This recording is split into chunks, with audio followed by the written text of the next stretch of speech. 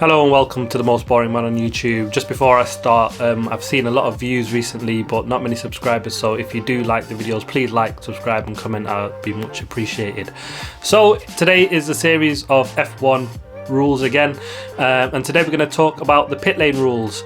Now this is absolutely crucial in Formula 1. This is where basically the driver's done his bit on track and it's now down to the team. It's in the team's hands, and we've seen, championships won. I remember back in 2000 when Michael Schumacher finally completed his challenge and getting his first world title with the prancing horse, and it was crucial down in the pits where he made up his time, and the team did a fantastic job there. And we've seen it numerous times actually where if they don't get it quite right, it means you're coming out right on line with your rival, and it's therefore a battle down into that first corner. We've seen that in Monza with 2020 with Lewis Hamilton and Max Verstappen coming together. Had Mercedes got that pit stop a couple of tenths faster, he would have been well out ahead, and that collision wouldn't have occurred. And so it's an absolutely crucial part of Formula 1 racing. And as I say, that's the point where the driver's done his job. It's truly where the team unites as one, really, throughout the whole race. The driver's done his bit on track. He's either had a collision and it's now in the team's hand to fix it, or he's done his job, he's got himself in a really good position, and now it's the team's job to turn that car around as quickly as possible, changing tyres or fixing a broken wing as soon as possible, letting their driver get back out there and back into racing. Now there's crucial seconds lost here. Formula 1's really on a fine point at certain points in the race, and the strategy calls and when they come in and all that is absolutely crucial, and this is all done in the pits, and the rules around that is what we're going to cover today. Now the pit lane starts at the pit entry, which is the first safety car line. It goes all the way through. You'll then see sort of a second line where they must slow down as soon as they sort of get close to the first garage, and they must slow down to the 80 kilometers speed limit at that point.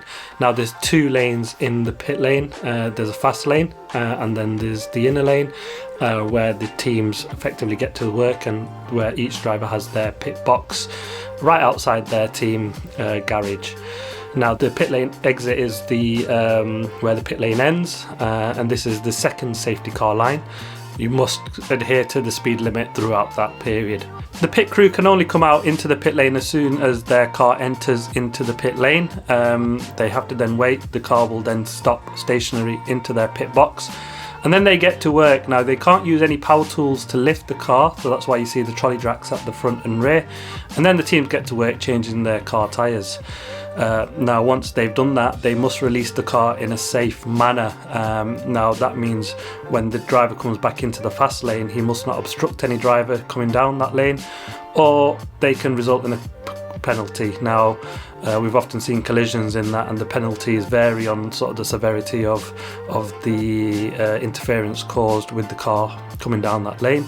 Penalties normally can be seen something minor, sometimes a time penalty, 5 seconds, or sometimes if it's more serious of a collision in the pit lane, then we can see sometimes a 10-second pit go for that driver causing the collision. So some serious issues to have, and it's, despite being sort of relatively easy, you'd seem on the face of it, just changing tyres, but it's a very complex operation. You'll see a number of team members jumping around the car, getting them tyres changed, and it's their job to do that pretty much as fast as possible. Now on average we've seen a pit stop around 2.5 seconds. Red Bulls have sort of been the master of this for a number of years now, getting sub 2 second pit stops, and ultimately getting their driver out quickly and ahead of rivals. We see McLaren finally nicked that off them this year, getting the fastest pit stop of the season. No work can be done in the fast lane. The only work that can be done here is before 30 minutes before the formation lap of the race, or if there's a red flag. You can see then before the race start there's a time given, and the teams must finish all works done before that set time, otherwise they'll be in violation of the pit lane rules. And that covers that really. It's quite a simple steps and rules that they must follow just to make sure the cars come in and do their work safely. Once in the pit box, the teams can sort of get around. They tend to only make very minor changes. Anything more serious, they'll retire the car in a race just due to the time lost. And it's normally a Lowe's cone, which we'll see, after an incident, which tends to take the longest time in there. But as I say, it's an absolutely crucial element of the race. All these pit stops, how quickly and how fast they get done, and how much time they lose or don't lose, really is key on strategy. How many times they might wish to enter it if it's a short pit lane, and things like that. But yeah, that's the pit lane rules. Thanks for watching. Please like, subscribe and comment as always. Thanks for watching.